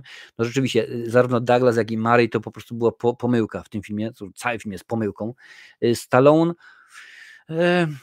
no Stallone tak naprawdę w Niezniszczalnych to on tam nie występuje, to nawet nie jest aktor drugoplanowy, tylko tam nawet trzecioplanowy, ale wydaje mi się, że do nominacji tam jest potrzebne ileś tam minut, więc pewnie się zgrało i udało. Masakra po prostu, jak to wygląda. Najgorsza ekranowa para tym razem. Dowolna para bezlitosnych najemników, Niezniszczalni 4. Dowolna para pazernych inwestorów, którzy dołożyli się do $400 milionów za prawa remake'u Egzorcysty, czyli film Egzorcysta Wyznawca. Też jeszcze nie widziałem, muszę obejrzeć. Anna de Armas i Chris Evans, którzy nie zdali egzaminu z ekranowej chemii, Randka bez odbioru, czyli Ghosted. Salma Hayek i Channing Tatum za Magic Mike Ostatni Taniec, a także Puchatek i Prosiaczek jako żądnik krwi mordercy, Puchatek, krew i miód. No Puchatek, krew i miód to bzdura totalna, to jest badziew taki paszkwil, że szkoda gadać. Aczkolwiek w zeszłym roku dużo takich dostaliśmy. Raz, dwa, trzy, wchodzić do gry. I na koniec jest najgorszy remake, sequel bądź zżynka. Tym razem, jeszcze nie na koniec, tym razem nie ma polskiej produkcji, bo okazało się, że 365 dni nakręciło 4., 5., 48 części. Ale coś tutaj pojawiło. Ant-Man i Osa Quantumania, Egzorcysta Wyznawca, Niezniszczalni 4, Indiana Jones i Artefakt Straty Czasu i Puchatek, krew i miód. Według mnie Indiana Jones i Artefakt nie jest aż tak złym filmem, żeby go nominować do Maliny. Według mnie trzecia część, ta z tą czaszką kryształową, była dużo gorsza, no a reszta trudno się nie zgodzić, chociaż Egzorcysty nie widziałem. Co tu mamy jeszcze? Najgorszy reżyser. Rhys Frake Waterfield za Puchaty, krew i miód. No tam nie było reżyserii, więc tutaj nie macie nawet co gadać. David Gordon Green za Egzorcysta Wyznawca. A pamiętajcie, że David Gordon Green teraz się bierze za kolejne rzeczy. Peyton Reed za Ant-Man i Osa Quantumania. Scott Vow za Niezniszczalni 4 i Ben Whitley za Meg 2 Głębia. No i tutaj widziałem, oprócz Wyznawcy, widziałem wszystkie części, wszystkie filmy. No i tutaj za śmiało mogę powiedzieć Puchatkowi się należy, Ant-Manowi się należy i Niezniszczalnym też się należy, bo to po prostu było dno kompletne i tego się rzeczywiście nie da oglądać. Co my dalej? Najgorszy scenariusz na koniec.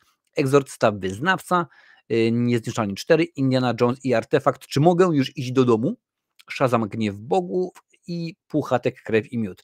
Mi się wydaje, że w tym wszystkim Puchatek, krew i miód może tak być potraktowany po macoszemu, na zasadzie, a dobra, to jest w ogóle jakiś kolesie, wzięli, zrobili film za groszowe sprawy i to rzeczywiście nie ma co się do nich czepiać i mogą tutaj powiedzieć, ok, damy im jedną nagrodę, a reszta to niech już rzeczywiście ktoś inny sobie weźmie. Widziałem tylko Puchatka, nie było źle, z kumplami na kanapie przy piwie, super zabawa. Tak, w ten sposób tak, jeżeli dosyć konkretnie wypijesz, jedno oko zamkniesz, drugie przymkniesz, w międzyczasie tutaj ci radio gra, tu kumpel cię woła, tam mówi chodź, zagramy w lotki, no to wtedy jest rzeczywiście ten film da się obejrzeć, ale poza tym to po prostu to jest takie dno, to jest taki syf, taki pasztet, że tego się naprawdę oglądać nie da, panie i panowie. I słuchajcie, skoro już omówiliśmy maliny tak pokrótce, to omówmy też Oscary, nominacje do Oscarów. Ja oczywiście jestem w trakcie oglądania filmów nominowanych do Oscarów. Jeszcze nie wszystko, ale kilka mi jeszcze zostało, ale już jest bliżej niż dalej.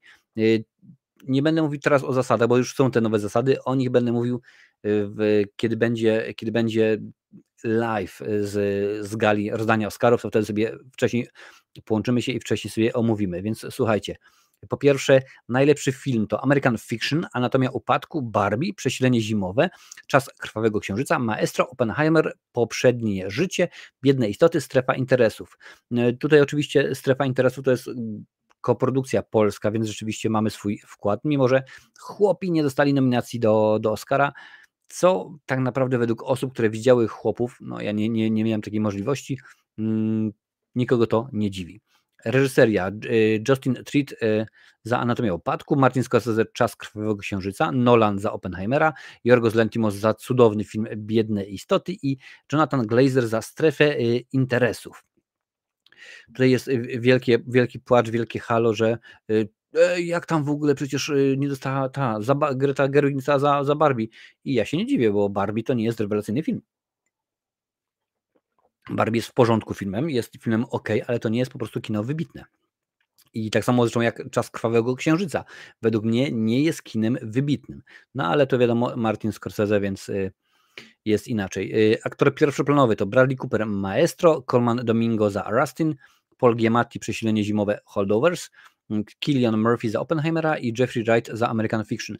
Jeszcze nie widziałem Rustin i American Fiction, ale jak na razie to z tych trzech postaci wszyscy by mogli dostać. Chyba Murphy najbardziej, ale rzeczywiście i Cooper, te wszystkie jego przyruchy, ta jego mimika, a także Paul Giamatti, który gra rewelacyjnego tego profesora, mogliby dostać. Aktorka pierwszoplanowa Annette Bening za Niad, Lily Gladstone za Czas krwawego księżyca, Sandra Hüller za Anatomia upadku, Casey Mulligan za Maestro i Emma Stone za Biedne istoty. No tutaj też jeszcze nie widziałem Anatomii upadku i Niad, więc te dwie produkcje, ale z pozostałych to bym chyba mógł powiedzieć, że nominuję spokojnie Emmę Stone do Oscara jak nic. Scenariusz adaptowany to American Fiction, Barbie, Oppenheimer, Biedne istoty, Strefa interesów. Chyba nie ma większych zaskoczeń. Tak samo jak przy okazji scenariuszu oryginalnego Anatomia upadków, Przesilenie zimowe, Maestro, Obsesja, Poprzednie życie. Niedawno Obsesja nawet chyba w tym tygodniu była omawiana, bo to jest film z Natalie Portman i Julian Moore. Film międzynarodowy to Ja kapitan, Perfect Days, Śnieżne bractwo, Pokój nauczycielski i Strefa interesów. Montaż to Anatomia upadku, Przesilenie zimowe, Czas krwawego księżyca, Oppenheimer, Biedne istoty. Jak widzicie, dużo filmów się powtarza i to mnie akurat bardzo cieszy, że nie mamy 500 filmów, tylko akurat skupili się na tym, co jest ciekawego. Zdjęcia to Hrabia, Czas krwawego księżyca, Maestro, Oppenheimer, Biedne istoty. Efekty specjalne, tutaj chyba najbardziej cieszy Godzilla -1. Twórca, obejrzałem, bo akurat Adam Nowak polecał, mówi obejrzyj, bo film jest słaby, ale ma rewelacyjne efekty specjalne i akurat tutaj się zgadzam. Twórca Godzilla -1, Strażnicy Galaktyki 3, Mission Impossible Dead Reckoning, a także Napoleon. To są jaja, no ale dobrze, Napoleon niechże będzie za efekty specjalne, ale i tak nie dostanie, bo takiej opcji nie ma. Muzyka to American Fiction, Indiana Jones i Artefakt Przeznaczenia, nominacja do Oscara, nominacja do Złotej Maliny. Czas krwawego księżyca, Oppenheimer, Biedne istoty. Lecimy dalej. Piosenka to 2 razy Barbie, Flaming Hot, Smak sukcesu, Czas krwawego księżyca i John Bastid, Amerykańska symfonia. Jeżeli chodzi o animację, to jest m.in. Chłopiec i Czapla, Między nami żywiołami, Nimona, Pies i robot. Pies i robot, panie i panowie, pamiętajcie, na ten film rozdawaliśmy zaproszenia od Best Filmu przy okazji naszego live'u charytatywnego, a także Spider-Man poprzez multiversum. Krótkometrażówki pozwolicie, że ominę, bo tak naprawdę nie mam pojęcia. Aktor drugoplanowy to Sterling K. Brown za American Fiction, De Niro za Czas Krwawego Księżyca, Downey Jr. za Oppenheimera, Ryan Gosling za Barbie i Mark Ruffalo za Biedne istoty. Lecimy dalej. Aktorka drugoplanowa Emily Blunt za Oppenheimera, Daniel Brooks za Kolor Purpury, America Ferrera za Barbie, Jodie Foster za Niad i Davin Joy Randolph za Przesilenie zimowe. Nie, no, Przesilenie zimowe to jest nieporozumienie, mi się wydaje, jeżeli chodzi o nominacje. Oppenheimer, Emily Blunt, dobra rola, Barbie, America Ferrera, może rzeczywiście być, ale nie ma akurat szału. Kostiumy to Barbie, Czas Krwawego Księżyca, Napoleon, Oppenheimer, Biedne istoty. No Marcin rozdawał nominacje na Oscarowe filmy. No, zgadza się, rzeczywiście to akurat dzięki Bezfilmowi to oni zaproponowali, że można zrobić albo, oni dali dwie opcje, ale akurat wybrałem, że, bo jedna opcja to była na premierę w Warszawie, taką ogólnopolską, taką wiesz, z fleszami i tak dalej, ale stwierdzimy, że jak ktoś wygra na przykład z Przemyśla, no to nie będzie do Warszawy zastosował, więc lepiej było akurat rozdać wejściówki na film w ten sposób. Dobra, lecimy dalej. Charakteryzacja. Golda, Maestro, Oppenheimer, Biedne istoty, Śnieżne bractwo. Scenografia. Barbie, Czas Krwawego Księżyca, Napoleon, Oppenheimer, Biedne istoty. Dźwięk. Twórca, Maestro, Mission Impossible, Oppenheimer, Strefa wpływów. I to jest tyle. No rzeczywiście zaskoczenie nie ma wielu. No ja wiem, że ludzie płaczą, że panie i panowie, no ale co, Greta Gerwig nie dostała nominacji. Nie było też nominacji dla Margot Robbie za Barbie. No nie należy się, więc nie ma, no ale patrzymy. No bez jaj, Gerwig ma przecież nominację z mężem za scenariusz, a Robbie nie grała jakoś tak cudownie, żeby dostać nominację aktorską, zwłaszcza, że ma nominację jako koproducentka Barbie. No i no to się zgadza, to Barbie to, słuchajcie, powiem w ten sposób, bo tak się zastanawiałem, czy zrobić właśnie, bo nadrobiłem zarówno Barbie, jak i Oppenheimera, jak i Mission Impossible. Barbie to jest film on jest w porządku, to nie jest jakieś wybitne dzieło i postawienie na przykład go tutaj zaraz koło, nie wiem, Oppenheimera, czy na przykład Holdovers byłoby nadużyciem, krótko mówiąc. Z drugiej strony według mnie również Czas Krwawego Księżyca to nie jest najlepsze kino Martina Scorsese, bo miał dużo ciekawsze produkcje w swoim dorobku, które nawet nie były nominowane do Oscara. No ale tak to rzeczywiście jest. Więc no, zdarza się, co wam będę dużo mówił. Nie zawsze tak to się udaje, to co się ma udać. Słuchajcie, łyknę herbatki, bo mi zasycha w gardle. I teraz pytanie do was. Słuchajcie, bo pora przejść do rozdania właśnie waszych nagród. To są wasze nagrody, więc pora o nich trochę pomówić. Chcecie zacząć od najgorszych czy od najlepszych? Napiszcie mi na czacie, czy chcecie zacząć najpierw od najgorszych czy od najlepszych. Ja sobie wleję herbatkę, bo mi się już kończy w kubeczku. O.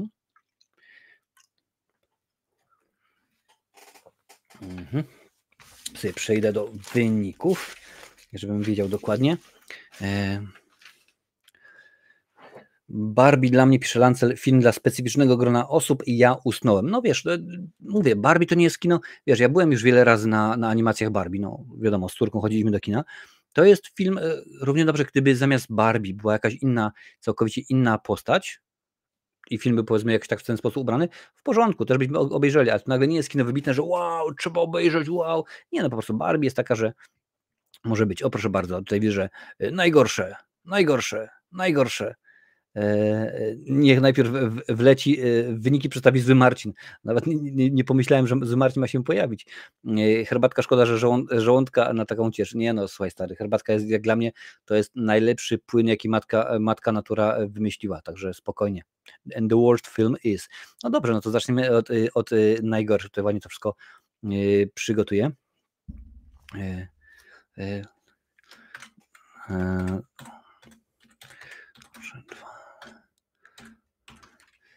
Nie, no nie znaki, tylko 2-0, 2-4, proszę bardzo. Najgorsze 2-0, 2-4. Okej, zacznijmy od najgorszych w takim układzie. Panie i panowie, od najgorszych. No dobrze, skoro się już powiedziało to raz podczas, że tak powiem, no co tu dużo mówić, podczas tego, kiedy rozgrywaliśmy wszelkiego rodzaju nominacje, tylko muszę tutaj coś znaleźć, no to odpalimy teraz i zaraz pójdę po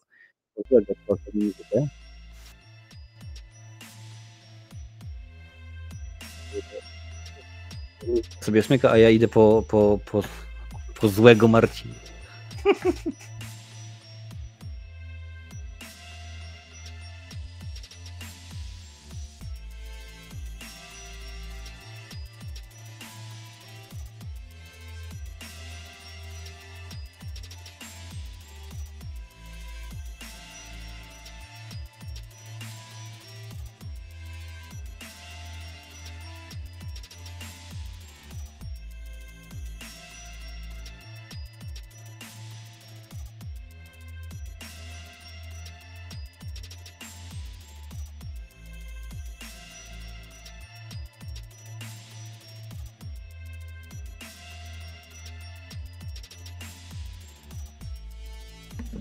No dzisiaj wam w mordę. Człowiek nie może spokojnie, normalnie siąść i chlapnąć czegoś.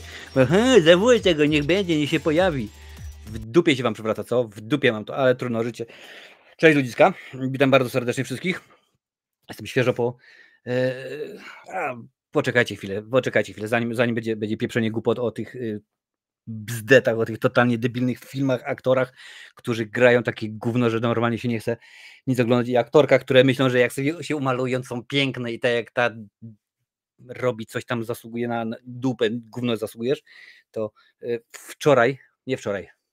ze 4 dni temu czy jakoś tak nagrywałem, bo obejrzałem taki cudowny film, jak właśnie I Still Know What You Did Last Summer, motherfuck. Ja pierdzielę, ale to jest gówno normalnie. Lincoln mi mówi, że już montował stary. Mówi, już puchnie miłe, bo tego syfu, a ty takie rzeczy jeszcze porzucasz. Powiem więcej. Stwierdziłem, że gdzieś w lecie, chyba jakoś tak, wyszło takie cudowne kino polskie jak Pan Samochodzik i Tajemnica Starego Penisa, czy coś takiego, nie wiem, na Netflixie było. No i wtedy obejrzałem połowę i powiedziałem, że to jest taki syf. Na wakacjach byłem. To taki syf, że tego się nie da obejrzeć, więc stwierdziłem, że poczekamy, wrócę do Irlandii, to sobie skomentuję i to też będzie, już wam mówię, to będzie bluzgane, bo to jest taka paździocha, że aż szkoda gadać i mam nadzieję, że więcej tego nie będzie. Alter Ego, no może być, dobra, każdy ma złego brata bliźniaka, w dupie mam to, czy mam brata bliźniaka, jedni mają brata bliźniaka, a jedni mają takiego brata, co odpali się i go nie ma, bo walnął się samolotem, no ale zdarza się. Słuchajcie, najgorsze to zaczniemy od, że było politycznie poprawne, a w dupie to mam, zaczniemy od najgorszej aktorki,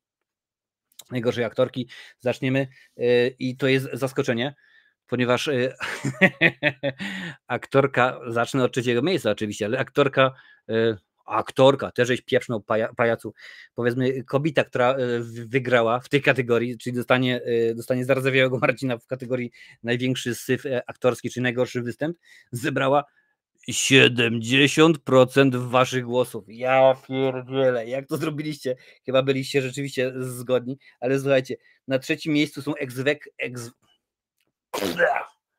ex aequo, razem występują dwie baby, dwie kobiety. Po pierwsze, kolejny zupełnie przypadkowa, jak skoro są ex aequo, to mają w mordę jeżdżać tyle samo głosów. Czyli Hailey Bailey, za małą syrenkę, pokazaliście jej, czytaj między wierszami, że dziękuję bardzo, ale Mała Syrenka to jest taki gniot, taki shit, że po prostu tego się nie chce oglądać, tego nie mamy zamiaru patrzeć, bo to jest po prostu gówno. I również druga gwiazdka, żeś zagadał, no dobra, niech już będzie, powiedziało się A, to mówi się B, czyli Brie Larson za The Marvels. Okazało się, że ona również, stwierdziliście, Brie Larson, ale byłaś tak gówniana, ale jesteś tak dędna, tak po prostu szkoda czasu na ciebie, że nawet 1. miejsca nie dostajesz. Druga, no już wspomniana dzisiaj, bo akurat ten drugi mówił o nominacjach do Złotej Maliny. Tam była nominowana za film Matka, jest nominowana za film Matka i wy też nominowaliście ją za film Matka. I Jennifer Lopez zajmuje 2. miejsce. Okazuje się, że jest bzdetna, że jest po prostu słaba i 2. miejsce, ale czy jesteście, takie pytanie, czy jesteście w stanie przewidzieć, kto zajął 1. miejsce w kategorii najgorsza aktorka 2023 roku? Bo to rzeczywiście, a właściwie ty, pareki debil, pareki gumbas, napisał najgorsze 2024, a to ma być 23, pajacu, nawet nie umiesz pisać dobrze. Proszę bardzo, już tutaj poprawiam. Co za dekiel. Słuchajcie, piszcie mi tutaj, co według was, kto według was właściwie zajmuje 1. miejsce. Powiem tak, 70% waszych głosów. No nie spodziewałem się, że aż tak bardzo stwierdzicie, ależ ona zagrała dno, to jest po prostu szrot, to jest gówno, my tego nie chcemy, więc takich filmów. No summa summarum, ona skoro wystąpiła w tym filmie, więcej nie będzie tych filmów, nie będzie kontynuacji jej produktu.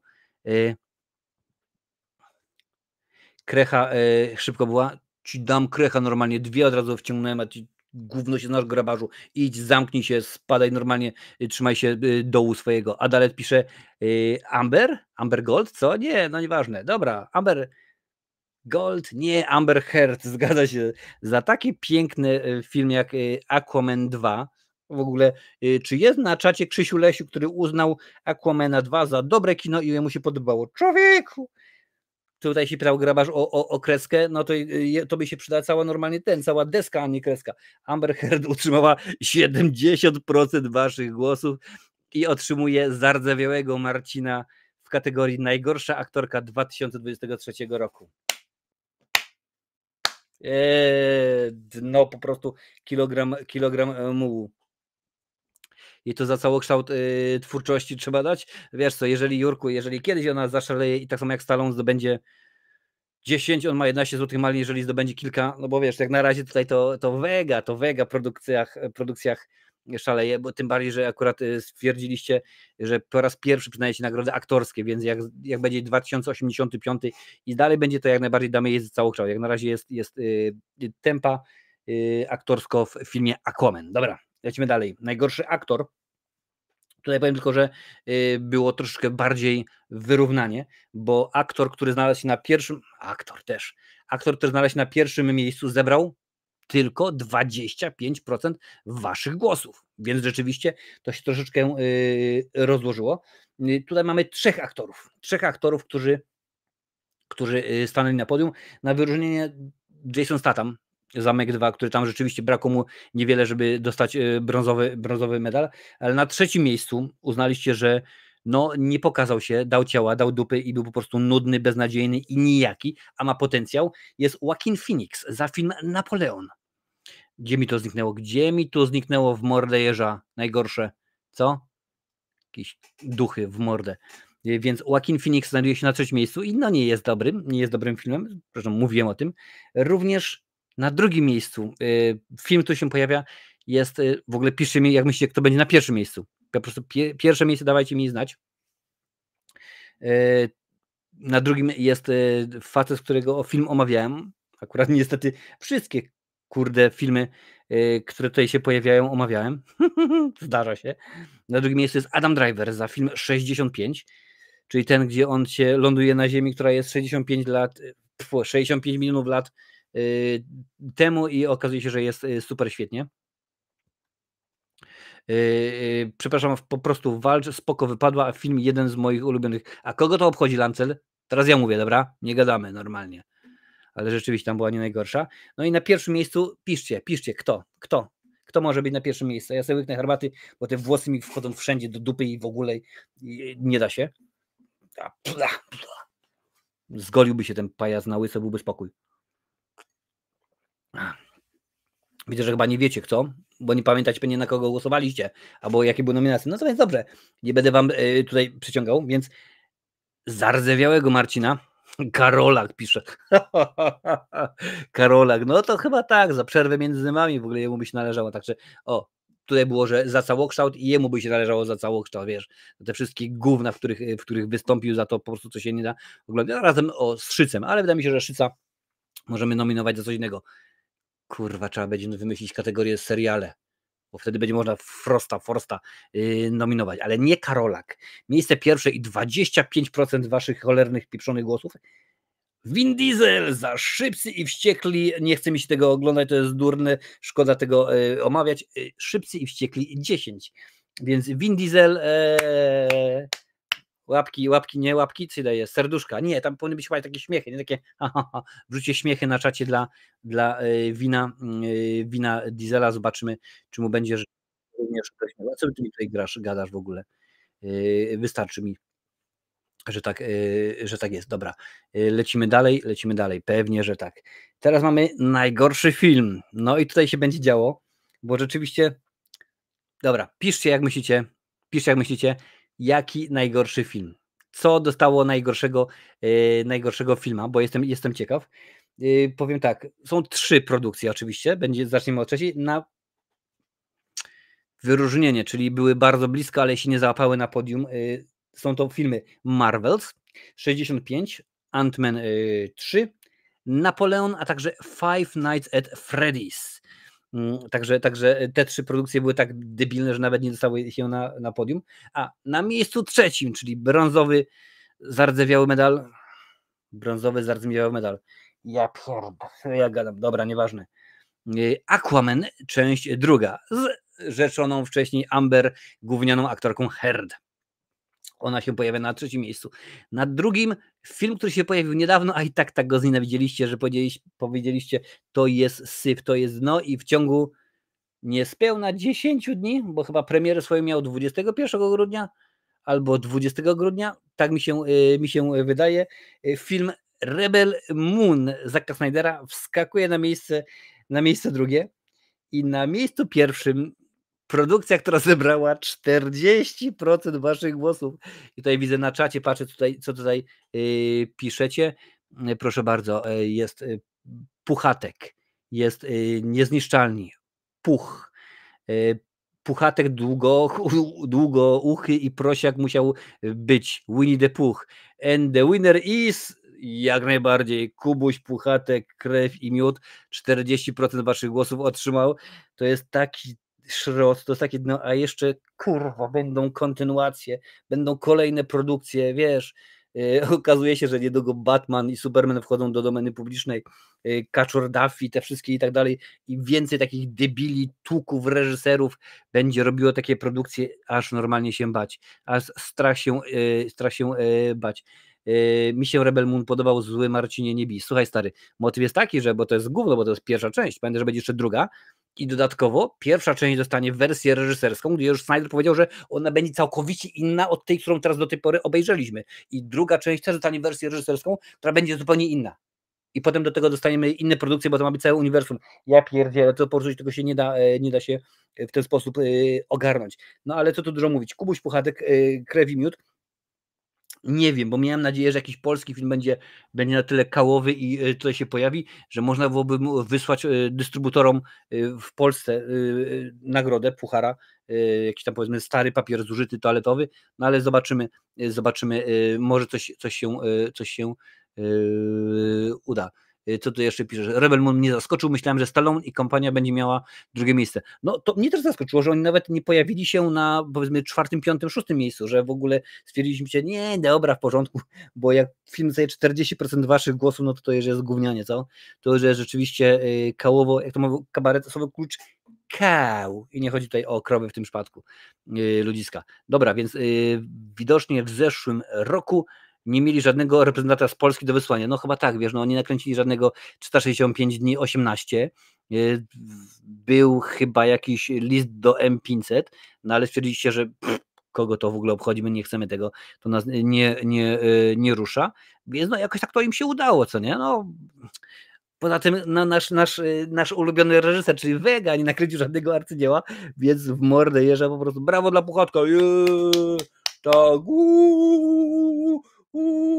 Wieli się palce, mam nadzieję. Więc jest cudnie. No dobra, tak to wyglądało, jeżeli chodzi o najgorsze produkcje. No, naprawdę były najgorsze. Teraz, panie i panowie, przejdziecie sobie do najlepszych. Bo możecie sobie przejść na lepszych. Gdzie jest ta muzyka? Pokażę mi tą muzykę.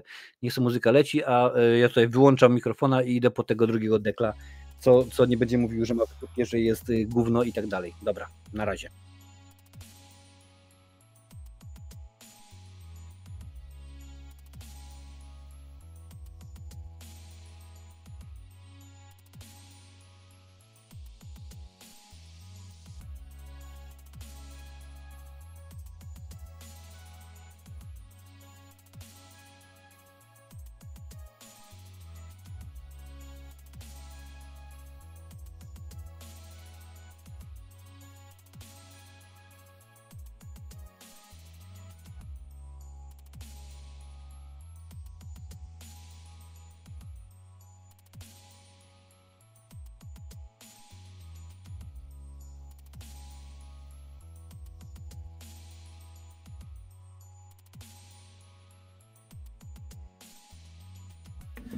Dobry. Przyznam chyba, że niespecjalnie mi to służy. Ta zamiana miejsc, no ale zobaczymy, jakoś było. Twórca Płatka, pan w grobie się przewraca, zdecydowanie, bo to po prostu jest taki szrot, że aż szkoda gadać. Więc zardzewiałe Marciny mamy już rozdane. Dziękuję, tutaj wjechał jakiś sub, dziękuję bardzo za suba. Zanim przejdziemy dalej, ja tylko przypomnę, że mam dla was, no wiszę wam odcinek Q&A na 7000 subów i zrobimy go niedługo. Jeszcze w tym miesiącu i potem będą się pojawiali goście, także jak najbardziej. Tak, widziałem, dziękuję bardzo. Właściwie Zły widział i mi przekazał. Tak, ma być Myszka Miki i tak dalej, po prostu masakrycznie w tym roku będzie. Po prostu grubo. Dziewczyna influencera, z tego co wszyscy mówią, Nie wiem, nie widziałem, no dobrze wiecie, że te produkcje na szczęście nie docierają do Irlandii, więc nie będzie tego i mam nadzieję, że nie będą się to oglądać, aczkolwiek jeżeli mi zagrają w lokalnym kinie, co nie jest takie prawdopodobne, to obejrzę. Słuchajcie, to lecimy, przynajmniej nagrody dla najlepszych. Zacznijmy oczywiście znowuż od aktorki, później aktor na koniec film. Typujcie w tym momencie na najlepszą aktorkę, kogo nomen omen wytypowaliście wy, kogo stwierdziliście, że ta aktorka jest super świetna i nią chcemy. Również i tym razem na drugim miejscu, to prawda, na drugim miejscu mamy ex aequo 2 aktorki, więc będą 4 nazwiska. Tuż za podium uplasowała się Hayley Atwell, więc zaczniemy od miejsca trzeciego. A na trzecim miejscu, panie i panowie, tak, jak najbardziej, za film, który mi się rzeczywiście podobał. Na trzecim miejscu, panie i panowie, Casey Mulligan za film Maestro w reżyserii Bradley'a Coopera. To właśnie ona na trzecim miejscu się znalazła i jak najbardziej cieszy mnie to. W ogóle powinny mieć pewnie przygotowane zdjęcia, byłoby lepiej, no ale jakoś tak wyszło. Wiadomo, wszyscy się dogrywamy. Disney się nie przewraca, bo jest zamrożony, tak? No Disney rzeczywiście jak najbardziej. Więc na trzecim miejscu Casey Mulligan. Na drugim miejscu są dwie aktorki, jak mówiłem wcześniej, i kolejność totalnie przypadkowa, bo skoro są obie, więc po prostu odczytam je alfabetycznie. Na drugim miejscu, panie i panowie, między innymi Cate Blanchett za film Tar. Ja oczywiście wiem, że to jest film z 2022 roku, ale w Polsce dopiero swoją polską premierę miał w 2023, a taka jest zasadność tych nagród, że przyznajemy nagrody produkcjom, nieważne czy kinowym, czy telewizyjnym, czy streamingowym, które miały swoją polską, co jest ważne, premierę pomiędzy 1 stycznia 23 a 31 grudnia 23. I to wszystko. Naprawdę nie ma znaczenia, bo dobrze wiecie, że były nominowane produkcje od Netflixa i były nominowane produkcje od Amazona i Disneya i tak dalej, przecież Marvel chociażby. Drugą aktorką, która pojawiła się na miejscu drugim obok Cate Blanchett, jest Emily Blunt. Emily Blunt za film Oppenheimer, co mnie bardzo, bardzo zaskoczyło, bo obstawiałem, że to będzie miejsce pierwsze. Tak jakoś myślałem, że będzie, ponieważ akurat wszystkie filmy, które są aktorki nominowane w tej kategorii, wszystkie filmy widziałem, no i wydawało mi się, że akurat Emily Blunt tutaj się prezentowała najlepiej. Miałem nadzieję, że tak będzie. Czy jest kategoria najseksowniejsza? No nie daliśmy kategorii, ale wiesz Marcinie, też w tym roku rozszerzyliśmy, bo zawsze to był najgorszy i najlepszy film, w tym roku jeszcze dodaliśmy aktorów oraz aktorki. Może za rok znowu coś dodamy. Pamiętaj, to są wasze nagrody, to wy nominujecie te osoby, żeby tutaj znalazły się na liście nominowanych i to wy je wybieracie. I to też wasza była koncepcja, wasz pomysł, ażeby dodać te dwie kategorie. Może nie będziemy na pewno się rozwodzić na zasadzie najlepszy montaż, albo najlepszy dźwięk, albo nie, bo to akurat niekoniecznie. Może na przykład za rok dodamy najlepszy film polski, najseksowniejsza aktorka, najgorszy występ Tomasza Raczka na kanale Zero. No nie wiem, zobaczymy, coś rzeczywiście wymyślimy. Byłoby to seksistowskie, a czemu? Jak damy na przykład na najseksowniejszą aktorkę i dla najseksowniejszego aktora. To po pierwsze, a po drugie, jak to mówił Zły, trzeba mieć w dupie poprawność polityczną, prawda? Więc rzeczywiście tak to tutaj tak to jest. Może nagroda odkupienia a la Złote Maliny. Tak, czemu nie? Za kilka lat, jeżeli się okaże, że coś się tutaj zmieniło, to będzie. Ale wracając do nagród, bo pamiętajcie, przyznaliście najlepsze za 2023 rok i na pierwszym miejscu aktorka, która zebrała 34% waszych głosów, więc no dosyć sporo, trzeba przyznać. Cześć, Madame Perfumela, witam cię bardzo serdecznie.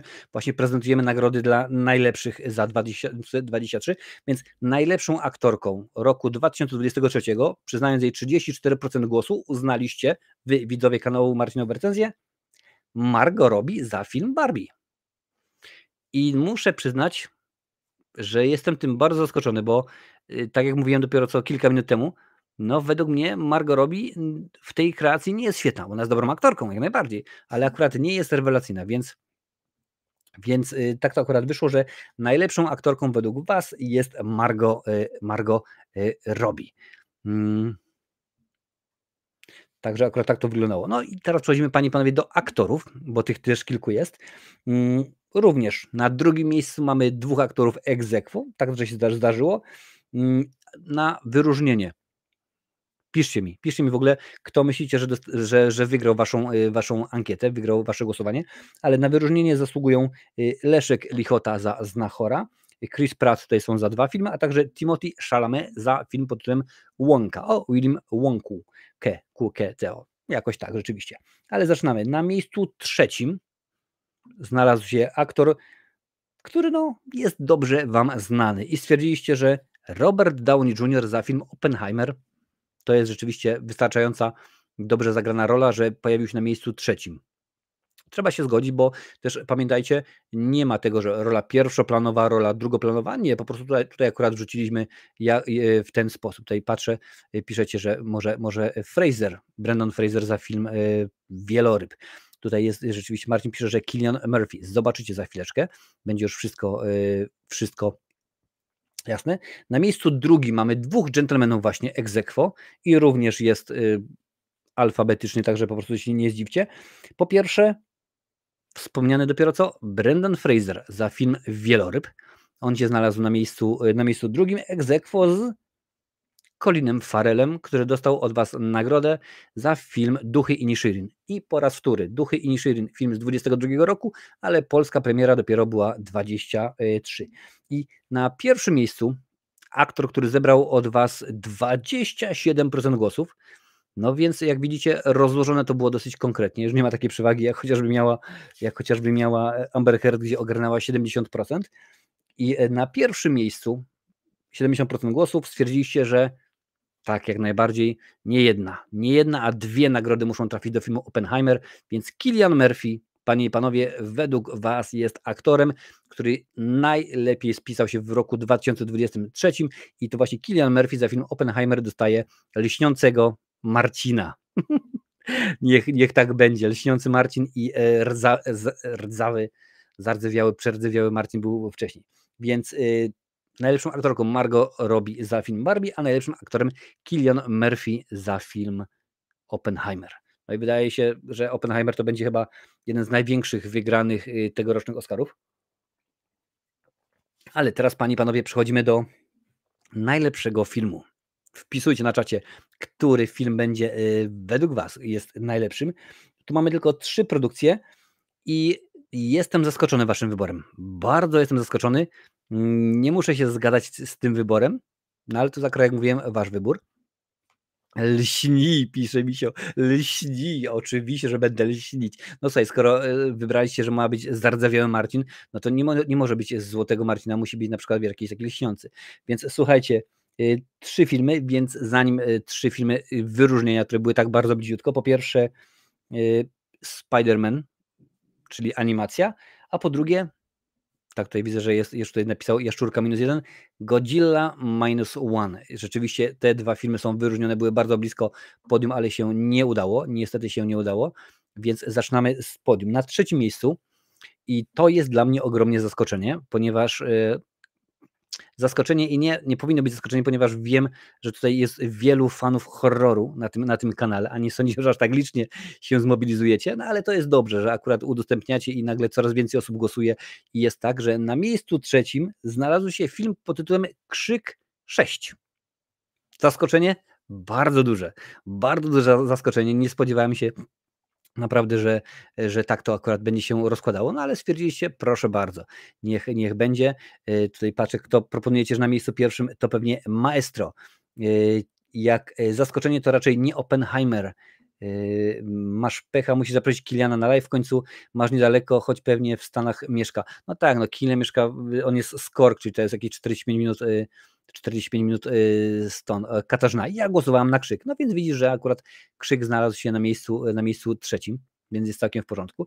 Na miejscu 2 po raz wtóry zaskoczenie jak dla mnie, tym bardziej, że akurat ja nie uznaję tej produkcji za bardzo, bardzo, bardzo, bardzo dobrą, ale wy stwierdziliście, tak, według nas to jest produkcja bardzo, bardzo dobra.